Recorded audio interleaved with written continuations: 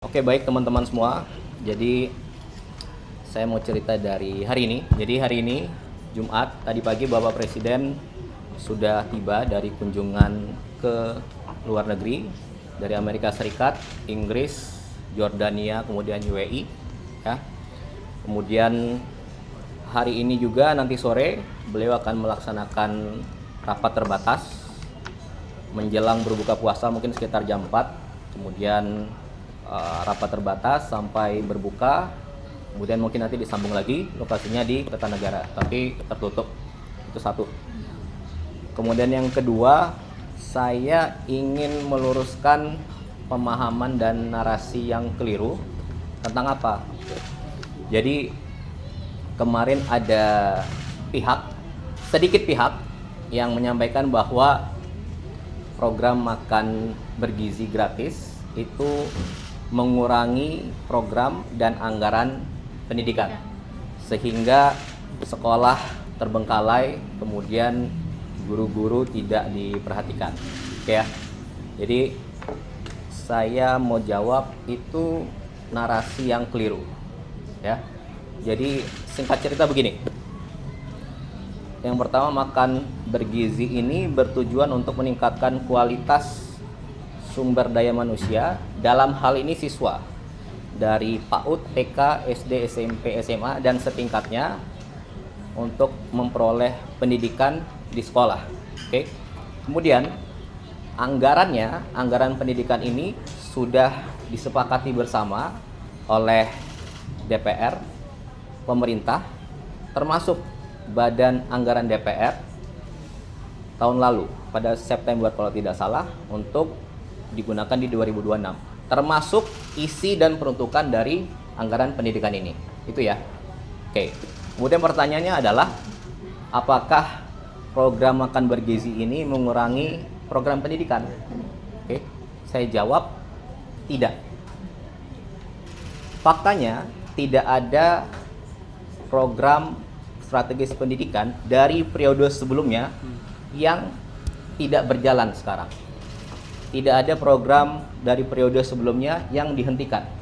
Semuanya berjalan. Semuanya berjalan, bahkan ditambah. Ya. Ada Kartu Indonesia Pintar berjalan. Ada program Indonesia Pintar berjalan. Bahkan Presiden Prabowo menambahkan ada sekolah rakyat. Untuk apa? Anak-anak yang tidak bisa sekolah, putus sekolah, atau mungkin bahkan dia tidak pernah sekolah, disekolahkan di sekolah rakyat ya, diberi penginapan, diberi pendidikan, diberi makan gizi dan dijamin kesehatannya. Per sekarang, tahun lalu dalam 1 tahun saja sudah hampir sampai 16.000 sampai 20.000 siswa. Oke, ada 166 sekolah. Tahun ini akan dibangun lagi 100 sekolah. Itu satu. Kemudian yang kedua, ada yang bilang sekolah terbengkalai. Iya, itu adalah masalah dari dulu. Sekolah rusak, sekolah ada yang kurang baik. Nah, dan Anda harus ingat, sekolah itu adalah kewenangan dari pemerintah daerah. Aturannya seperti itu. Jadi SMA itu kewenangan gubernur, SD dan SMP itu kewenangan bupati dan wali kota. Tapi di zaman Bapak Presiden Prabowo, karena dari dulu sudah rusak dan bermasalah tapi tidak tertanggulangi, kita renovasi ya. Faktanya di tahun 2025 saja sudah ada sekitar 16.000 sekolah yang direnovasi. Datanya ada, fotonya ada, Anda bisa cek. Oke, dengan total anggaran sekitar 17 triliun diwadahi oleh Mendikbudrismen. Itu ya. Kemudian apalagi tambahannya? Ada TV digital untuk pembelajaran digital sekolah anak-anak. Jumlahnya tahun 2025 sudah 280.000 TV di 280.000 sekolah. Oke, dan bahkan tahun ini akan ditingkatkan lagi. Belum lagi nanti ada sekolah Garuda, ada sekolah terintegrasi, ada pembangunan kampus-kampus baru yang Pak Presiden ingin buat, sedang berjalan. Oke, jadi saya mau sampaikan tidak ada program yang tidak dilanjutkan, semua program berjalan dan bahkan ditambah. Itu yang kedua. Kemudian yang ketiga, ada lagi yang bilang guru-guru tidak diperhatikan. Faktanya ada 3 nih. Satu, mengenai guru honorer. Ya, saya mau sampaikan bahwa secara kewenangan guru honorer itu ada di bawah pemerintah daerah, oke? Tapi pemerintah pusat memberi insentif. Insentif itu bukan gaji, insentif itu tambahan, oke? Dan tambahan ini berapa? Dari tahun 2005 sampai 2025 ada namanya insentif. Dan baru naik di zaman Presiden Prabowo, oke, menjadi 400.000. Jadi Anda bayangkan selama 20 tahun insentif itu belum pernah naik. Baru naik di tahun lalu menjadi 400.000. Itu satu. Kemudian yang kedua, ada tunjangan guru non ASN, ya. Jumlahnya berapa? Dari 1,5 juta tahun lalu naik menjadi 2 juta. Oke. Kemudian yang ketiga, apalagi kebijakannya?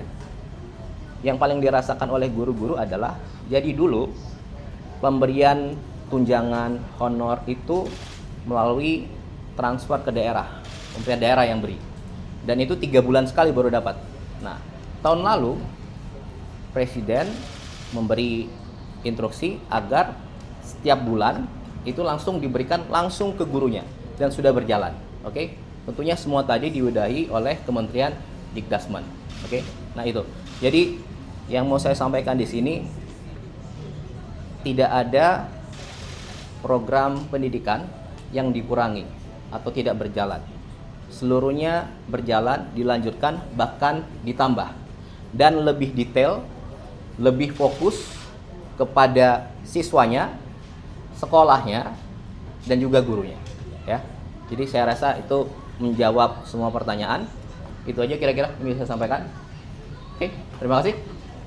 Mas, kalau boleh tanya, ini kan lagi ramai juga di sosmed mengatakan kalau misalkan setelah ada program MBG ini bahan-bahan kayak cabai bawang itu pada naik melonjak. Nah, terus habis itu ada beberapa yang mengatakan juga UMKM malah jadi turun, kayak ikan-ikan malah pada tutup. Nah, itu boleh nggak sih Mas dilurusin lagi gimana kalau misalkan dan program ini sebenarnya tidak menyenggol arah situ? Oke, intinya saya mau jawab. Ini tadi saya bilang, program MBG ini untuk meningkatkan kualitas sumber daya manusia. Oke, kalau yang tadi itu nanti Kepala Badan akan menjelaskan besok detail. Beliau akan memberikan secara detail khusus mengenai apa yang harus dibenahi dan dilaksanakan ke depan. Itu ya kira-kira. Oke, saya mau jawab yang perihal tadi itu. Oke, itu aja. Sekali lagi. Kalau dari PDIP kan menyebutkan dari lampiran Perpres itu 223 triliun itu BGN dari dana pendidikan. Itu seperti apa, Mas? Apa? Ya, itu tadi saya bilang. Itu udah ada di lampiran Perpresnya gitu, Mas, kata PDIP. Iya, jadi namanya anggaran pendidikan itu 20% dari APBN. Oke. Nah, di tahun ini 769,1 T itu 20%. Oke. Dan itu anggaran pendidikan. Anggaran pendidikan itu apa? Banyak. Isinya peruntukannya, ya.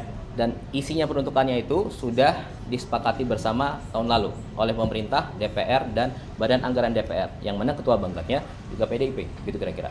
Dan tadi semua hal itu adalah termasuk MBG adalah fondasi awal untuk memperbaiki pendidikan ke depan. Itu kira-kira, ya. Itu aja. Terima kasih semua. Download Tribun X sekarang. Menghadirkan lokal menjadi Indonesia.